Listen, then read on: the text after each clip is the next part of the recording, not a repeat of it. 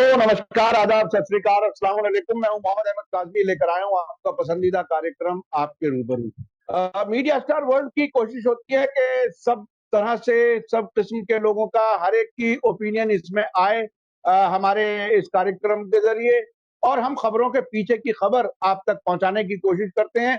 आज हमारे साथ खास मेहमान प्रधानमंत्री नरेंद्र मोदी जी की कॉन्स्टिट्युएंसी बनारस से एक जाना माना चेहरा, जाना माना नाम, जयप्रकाश चतुर्वेदी जी, जो बनारस वाले चाचा के नाम से भी मशहूर हैं, और आपका ताल्लुक कांग्रेस पार्टी से भी है। जयप्रकाश चतुर्वेदी जी, आपका स्वागत है मीडिया स्टार वर्ल्ड में।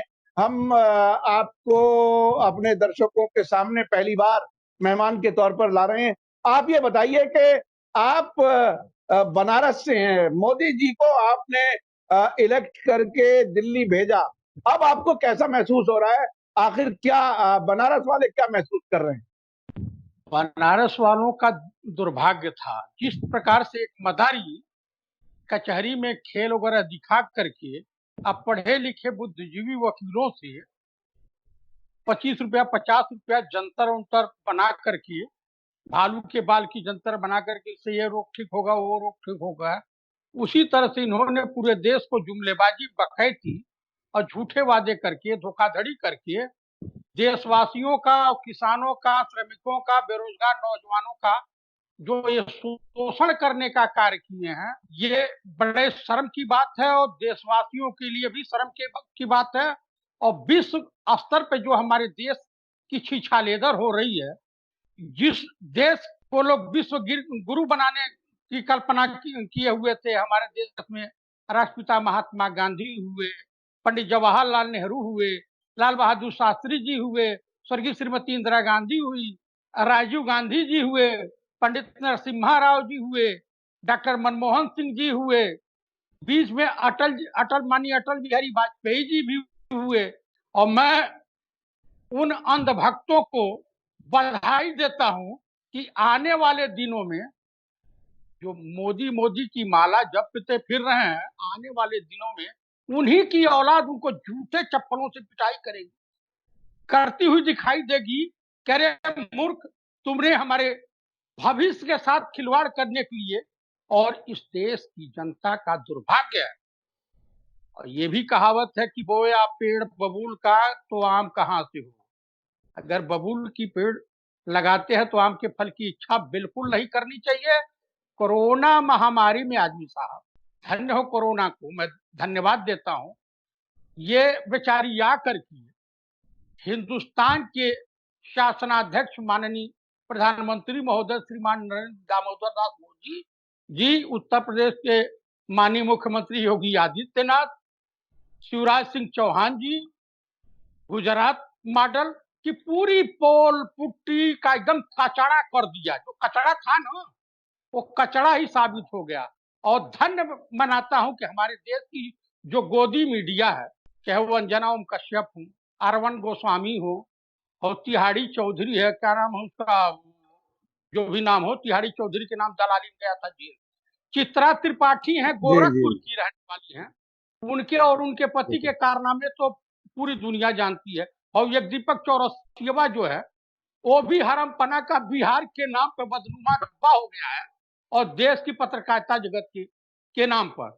मैं यूट्यूब चैनल के पत्रकारों को और कुछ ईमानदार पत्रकार जो हमारे देश में बचे हुए, चाहे रवीश कुमार, प्रसून कुमार वाजपेयी, विनोद दुआ जी, अजीत अंजुमन जी, अविशार शर्मा जी, इस तरह की जो पत्रकार हैं, इनके ऊपर देशद्रोह का मुकदमा कायम हो रहा। कोरोना के ऊपर पूछने पर उत्तर प्रदेश के एक पूर्व IAS अफसर एसपी सिंह के ऊपर तमाम तरह की धाराओं में मुकदमा लागू किया गया है। ये भाजपाई सरकारें जहां भी हैं, जिस जगह भी हैं, उस जगह इन्होंने नेस्तनाबूद कर रखा। हमने तो पत्रकार देखे थे प्रभात जोशी साहब को, ये सुरेंद्र मोहन जी को, मस्तराम कपूर जी को, कुलदीप नैयर साहब को, और वो खुशवंत सिंह साहब को, ऐसे पत्रकारों का सौजन्य हमको प्राप्त हुआ था, आशीर्वाद प्राप्त होता था। इनकी मैं लेकर के कापियां, वो संपादकीय लेकर के मैं जाया करता था। ये लोग एडिटोरियल जो लिखते थे, इस पेपर पहुंचा दो, इस पेपर तो उनके सानिध्य में रहने का मुझे सौभाग्य प्राप्त हुआ है। कि ये सब पत्रकार जो है केवल केवल सरकार की चरण वंदना, चाटुकारिता, दलाली पे उतारू हैं और उल्टा सीधा न्यूज दिखा रहे हैं। सर अब बताइए चतुर्वेदी जी, यह सरकार 5 साल पहले पूरे किए, दूसरी सरकार का 1 साल पूरा किया और ये अपनी बड़ी कामयाबियां गिनवा रहे हैं। क्या इन कामयाबियों में से कोई कुछ परसेंट भी आपको ठीक लगता है जो ये दावे कर रहे हैं ये सब कुछ नकली है? लेकिन साथ साथ ये भी, ये जो टूर सड़कों पे हजारों किलोमीटर चला है, जो किसान का बुरा हाल है, वो सारी चीजें हमारे सबके सामने है। महंगाई है वो एक इशू है। बेरोजगारी, इस कोरोना से पहले भी कहा जा रहा था कि 40 साल में सबसे ज्यादा बेरोजगारी है। अब तो कोरोना के नाम से बहुत से गुनाह माफ हो सकते हैं। क्या आप कोई कहीं भी कोई सच्चाई कुछ लगती है आपको जो कामयाबियों की बात हो रही है, जश्न मनाया जा रहा है? देखिए, देश में जब माननीय राहुल गांधी जैसा विद्वान आदमी, पढ़ा लिखा, जिम्मेदार, चरित्रवान नेता बहुत पहले आगाह किया था कि वुहान वगैरह में और हमारे देश में आर्थिक सुनामी और अनेक तरह की सुनामी आने वाली है, देश को तत्काल प्रभाव से चारों तरफ से लॉक कर दो, विदेशी लोग आने ना पाए बिना मेडिकल इलाज के। लेकिन इनको नमस्ते ट्रम्प दिखाने में, एक किसी जमाने में गाना चला था, शायद आप भी पिक्चर देखे होंगे, मुकेश साहब ने गाया था, रामा हो रामा हमने गांव के पनघट पर देखी थी पनहारियां, चक्कर खा गए हमरे भैया देख शहर की नारी। कोई एमए है, कोई बीए है, बस नाम ही एक असली है, बाकी सब कुछ नकली है। इस गवर्नमेंट का जो है डिक्टेटरशिप रवैया, गोधरा कांड करवाए, अहमदाबाद जलवाया, जस्टिस लोया की हत्या हुई और तमाम तरह के ये काम किए, बेलगाम हो गए हैं। इनको किसानों से, इनको देश के बेरोजगार नौजवानों से, इनको देश के श्रमिकों से, देश की छोटी छोटी औद्योगिक इकाइयों से इनको कुछ लेना देना नहीं है। इनको सिर्फ लेना देना है मुकेश अंबानी से, अनिल अंबानी से, अडानी से, जहां से माल प्राप्त कर होता है। अब इनको ये पता चल गया है, इनके कार्यकर्ताओं को पता चल गया है कि अगर हम रूरल एरिया चाहे बिहार इलेक्शन में वोट मांगने जाएंगे तो हमें जनता, जो पीड़ित जनता है, वो जूते जूते मारेगी। अभी पिछले महीने की एक मिल्कीपुर विधानसभा है अयोध्या के पास, वहां के भाजपा के विधायक को ग्रामीणों ने दौड़ा करके यहां तक धुनाई किया कि उनकी भागते भागते पतलून ढीली हो गई और विधायक जी कम से कम 10 एकड़ गन्ने के खेत को क्रॉस कर गए अपनी जान बचाने के लिए। तो उस दिन आने वाला है और इस देश को इन्होंने नरक बना रखा है। अब क्या किए हैं, नेपाल वाला मामला, उधर चाइना वाला मामला, ये डरपोक प्रधानमंत्री, ये उनको कुछ बोलने वाले नहीं है। 100-200 सैनिक मरवा देंगे और चुनाव में ये कफन चोर भी है ना, अटल जी की सरकार में तो ताबूत घोटाला हुआ था, इनके वहां घोटाले की पर तब धीरे धीरे खुलना चालू हो गई है। कहीं इस संकट के घड़ी में सैनिटाइजर घोटाला हो रहा है, मास्क घोटाला हो रहा है, कहीं कोई घोटाला हो रहा है, कहीं जांच पड़ताल कम हो रही है और लांछन। ये बताइए, पीएम केयर फंड में इस देश के तमाम लोग, तमाम छोटे बड़े उद्योगपति, फिल्म अभिनेता, धनाढ़ व्यक्तियों ने ईमानदारी से पीएम केयर फंड में लगभग 10,000 करोड़ से ऊपर है तो दिया होगा, लेकिन उसका उपयोग कहीं अमली जामा पहनाते हुए धरती पर दिखाई दिया, किसी श्रमिकों को भी दिखाई बढ़ते हुए दिखाई दिया? बांट कौन रहा था अपने संसाधनों से? पूर्व कांग्रेस के पूर्व राष्ट्रीय अध्यक्ष माननीय राहुल गांधी जी, कांग्रेस की अंतरिम अध्यक्ष माननीय श्रीमती सोनिया गांधी जी, कांग्रेस की राष्ट्रीय महासचिव श्रीमती प्रियंका गांधी जी, कांग्रेस के राष्ट्रीय महासचिव और पूर्व गृह राज्य मंत्री कुंवर आरपीएन सिंह जी अपने निजी संसाधनों से, यहां तक कि रमजान के महीने में, आपसे बता रहा हूं भाई साहब कि रमजान के महीने में गरीब तबके के मुस्लिम समुदाय के लोग रोड पे रोजा नहीं खोलते थे, लेकिन श्रमिकों को पानी है, चाय है, यहां तक कि जूते चप्पल की, बेचारी चप्पल टूट गया था, उसकी व्यवस्था लोग रोड पे लगा करके, और कहते हैं मरकज से फैला है कोरोना हमारे देश में। कोरोना नमस्ते ट्रंप की चमचागिरी से फैला है, जो कई हजार विदेशी मेहमानों को इन्होंने बुलाया उससे फैला है। अगर मरकज से फैला होता तो आरएसएस वाले तमाम काफी संख्या में कोरोना महामारी से पीड़ित है। ज्योतिरादित्य सिंधिया, वो संदीप पतरी उनका प्रवक्ता, उसको भी कोरोना हो गया था। बताते हैं लोग पॉजिटिव पाया गया, अब ठीक ठाक हो गया। अब फिर टीवी चैनलों पे अपना जो है मुंह फाड़ करके बदबूदार कुछ न कुछ बोलते रहता है। ये तो दुनिया का मनोरंजन करते रहता है। ये भाजपा का जोकर है। तो भाई अच्छा साहब ये पूरा चतुर्वेदी, का पूरा फाल्स है। एक मिनट सर अरे लूंगा, जी जी जी, एक मिनट सर। हाँ आप अपनी बात अगर पूरी करें। ये पीएम केयर फंड का सही मामले में संपूर्ण इस्तेमाल करने की अगर क्षमता किसी में है और वो कर सकता है, वो कर रहा है, तो है हमारे देश के माननीय गृह मंत्री महोदय श्रीमान अमित शाह जी। 144 करोड़ की एलईडी दुनिया को उपदेश दे रहे हैं, आत्मनिर्भर बनो, चाइनीज सामान का जो बहिष्कार करो, और जितनी एलईडी लगी थी सब चाइना वाली थी।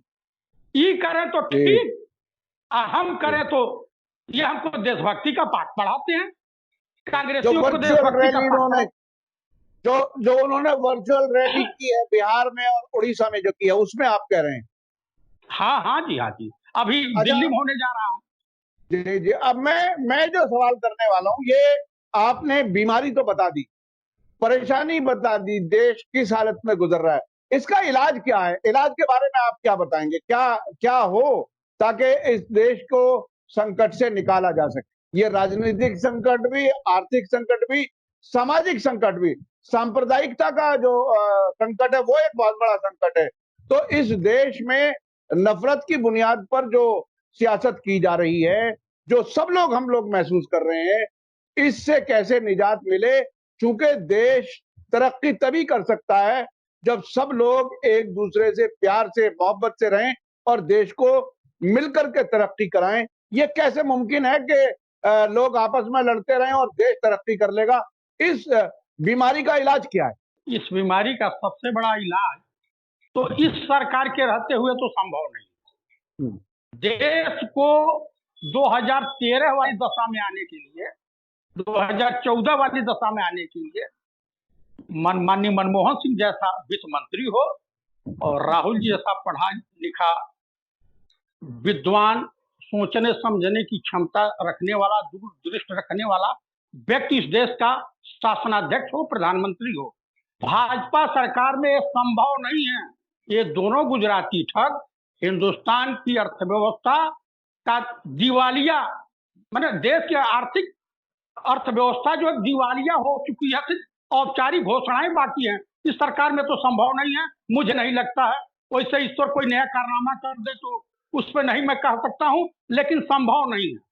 अच्छा, अब राहुल जी के बारे में ये लोग कहते हैं कि साहब वो तो पार्ट टाइम पॉलिटिशियन है, कभी नजर आते हैं कभी गायब हो जाते हैं।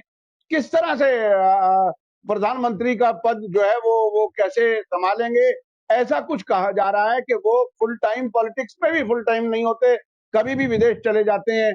आप किस तरह से अगर अगर वो पार्टी के अध्यक्ष पद से भी अपने आप को उन्होंने अलग किया, तो आखिर उन पर कैसे भरोसा किया जाए? क्या हो, देश को कैसे भरोसा हो?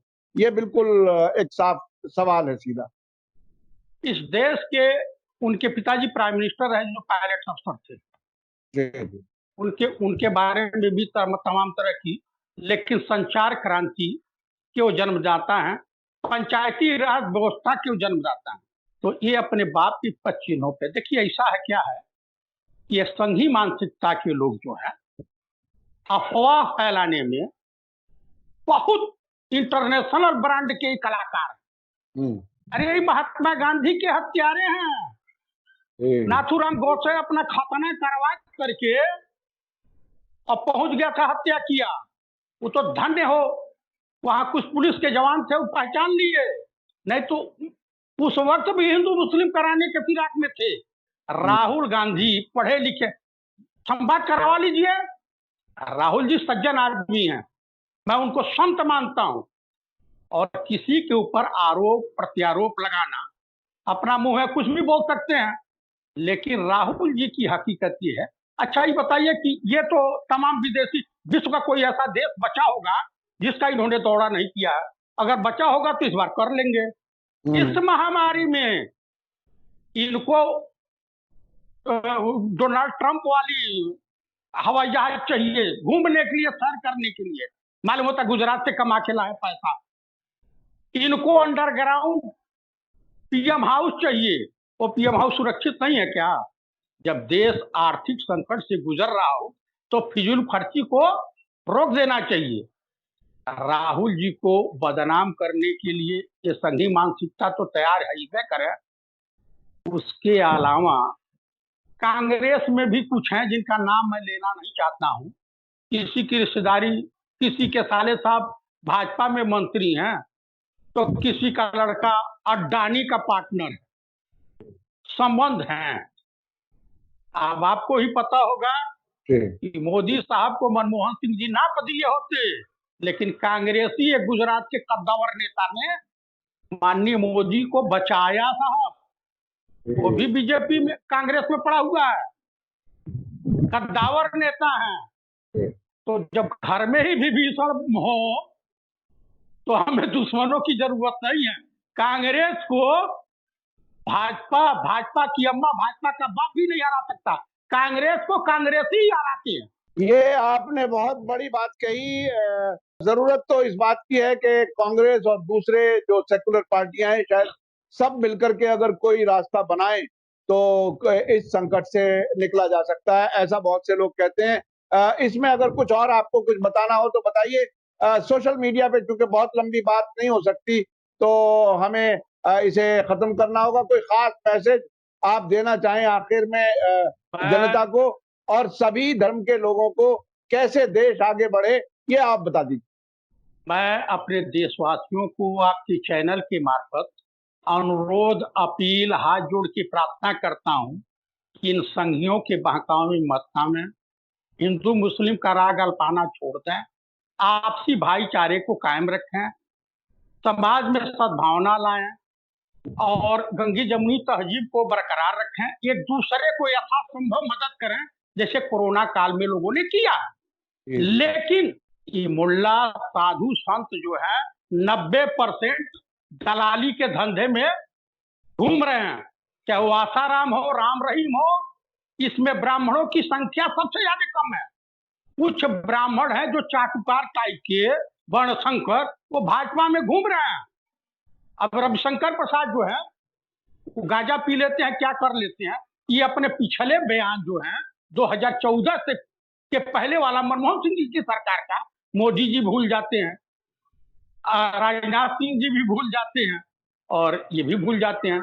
ये बताइए राहुल गांधी जी ट्विटर पर सवाल ना करें, इनसे कोरोना के बारे में कोई ना पूछे, इनसे चाइना के बारे में कोई ना पूछे, इनसे लद्दाख के बारे में ना कोई पूछे, इनसे श्रमिकों की समस्या के बारे में ना पूछे कोई, बेरोजगारों की समस्या के बारे में ना कोई पूछे, देश की बिगड़ती हुई अर्थव्यवस्था के बारे में कोई ना पूछे तो देशद्रोही राजा हरिचंद की छठी औलाद है क्या?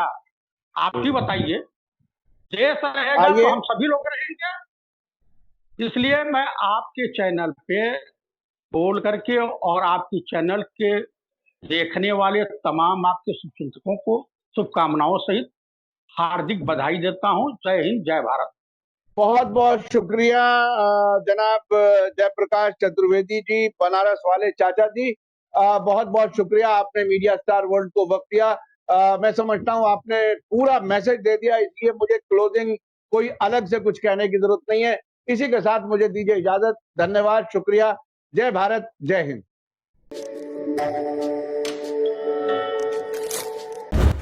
मीडिया स्टार वर्ल्ड के और वीडियो देखने के लिए हमारे चैनल को सब्सक्राइब करें और सीधे नोटिफिकेशन पाने के लिए बेल आइकन दबाएं। और अगर हमारी खबर सच्ची और अच्छी लगे तो अपने व्हाट्सएप, इंस्टाग्राम, फेसबुक और ट्विटर अकाउंट पर ज़रूर शेयर करें।